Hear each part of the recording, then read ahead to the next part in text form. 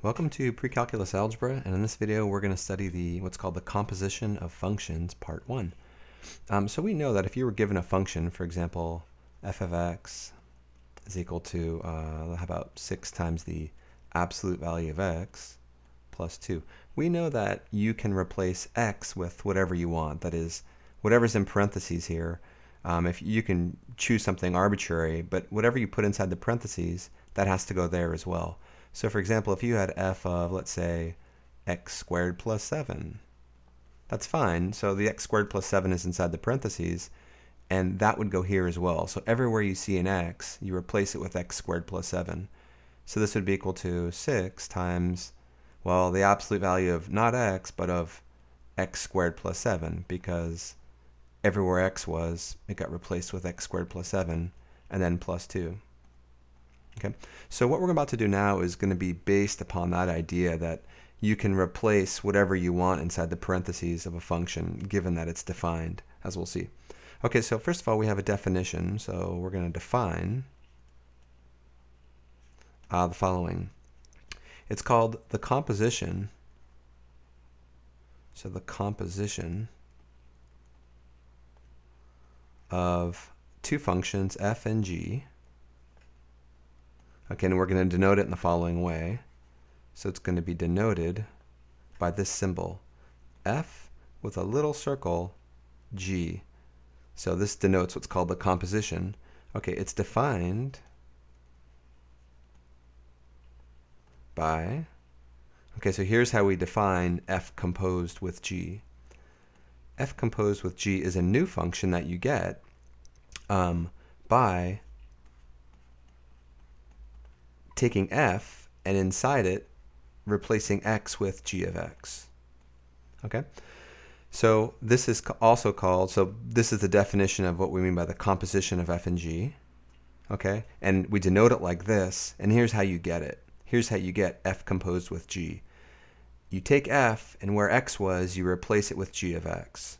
Okay, so let me just write down that this is called f, or this is how you say it, f composed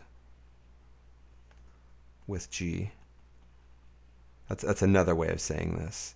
So when you see f like that, little circle g, you can say the composition of f and g, or you can say f composed with g.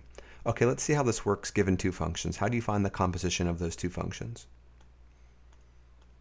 So let's say that you're given the two functions f of x equals x squared and g of x equals x plus 1. So we're asked to do two things. First, find f composed with g and g composed with f. Okay, first find f composed with g. So f, little circle, g. So f composed with g of x. By definition, okay, this is the definition of it. It means this, f of g of x. And what that means is that inside f, you replace it with the value for g. So we like to do this one step at a time. First, we like to replace g of x with what it's equal to. Well, according to this, g of x is equal to x plus 1. So I'm going to replace all of g of x with x plus 1. So I have f of x plus 1. Do you see that? G of x has been completely replaced with x plus 1 because it's equal to x plus 1. G of x is equal to x plus 1. And now at this stage, what does this say to do? Well, it says to take x plus 1 and to plug that into f. Then this is what we did in the previous page, right? So everywhere I see an x in f, I'm going to replace it with x plus 1 according to this. So what is f at x plus 1? Well, replace this with x plus 1, and I replace that with x plus 1. What do I get? I get x plus 1 squared. Okay? And I just found that's what f composed of g is. F composed with g, it's a new function. And it's equal to what? It's equal to the end, which is x plus 1 squared. Okay, so you can combine two given functions f and g in such a way that you get this new function. It's called the composition of f and g, and here it is. This is the composition of f and g. Now the order matters, right? Because here I had f on the outside and g was on the inside, but in this next problem right here, it's reversed. So g composed with f, by definition, g composed with f, right? By definition, that's this. G on the outside and f of x on the inside. Okay, so how do we do this? Well, just like before, you replace f of x inside with what it's equal to. So what is f of x equal to? It's equal to x squared. So I'm going to replace this whole thing inside g with x squared. So it's g of x squared.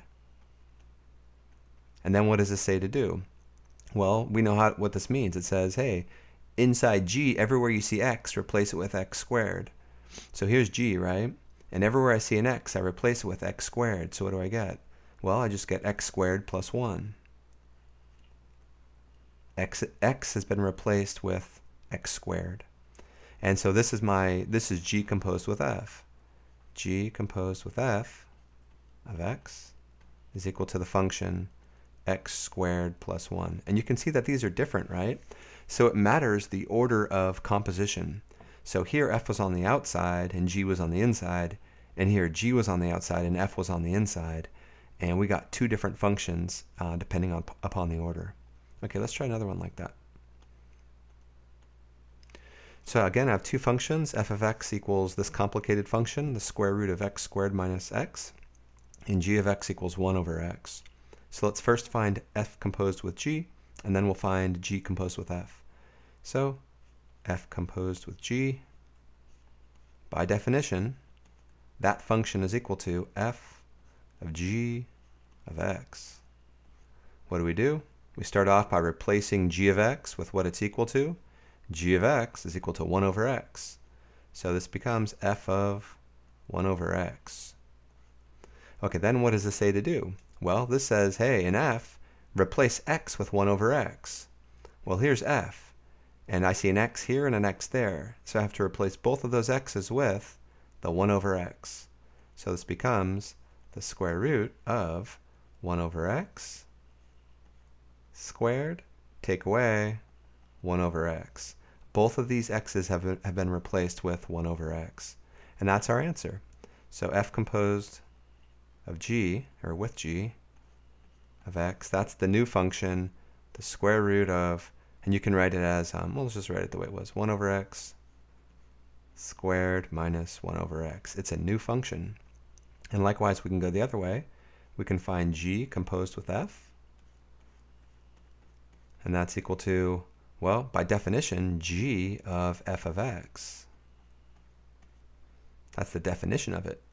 So here this says, hey, replace f of x. Well, we can replace f of x with what it's equal to, and f of x is all of this, right? So all of that's going to go inside the parentheses for g. So g of, okay, here we go. We're replacing f of x with the square root of x squared, square root of x squared minus x. And now what does that say to do? Well, this says, hey, in g, everywhere you see an x, replace it with all of this. So g of x is just 1 over x, so I'm going to replace that x with all of that. So I get 1 over the square root of x squared minus x. And that's my new function. That's g composed with f. And that's equal to 1 over the square root of x squared minus x. Okay, so it turns out that sometimes you're given two functions and you want to create the compositions like we did in this example.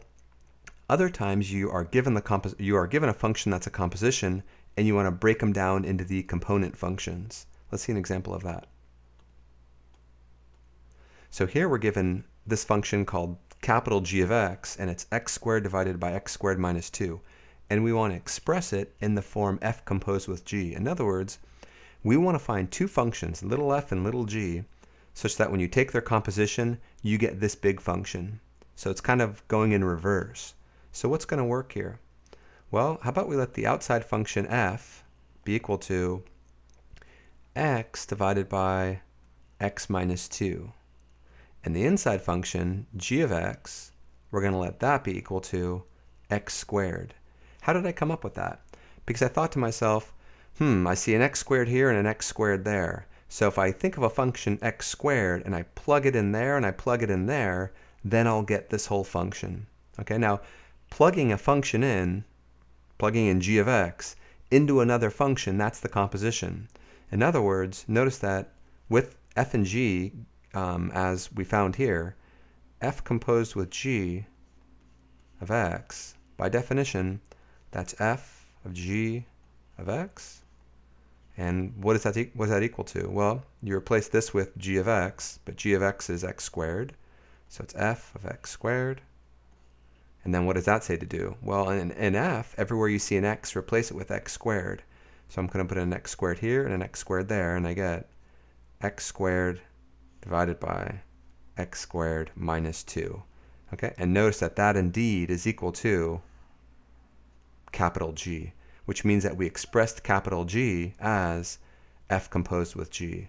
That is, capital G is equal to f composed with g of x, which is what we wanted to do.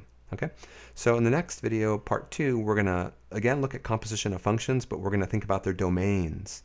So we're going to find more compositions and then think about where they're defined. Till next time.